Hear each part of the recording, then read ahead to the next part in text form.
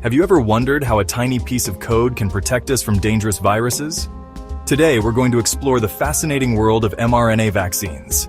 mRNA stands for messenger RNA. Think of it as a set of instructions that tells our cells how to make proteins.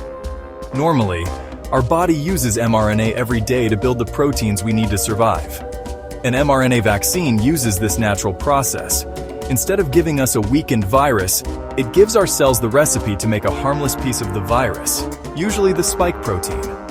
Our immune system sees this foreign protein and says, "Hey, this doesn't belong here," and starts building antibodies against it.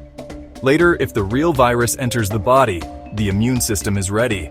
It remembers the spike protein and quickly attacks, preventing serious illness. That's why mRNA vaccines have been so effective against diseases like COVID-19.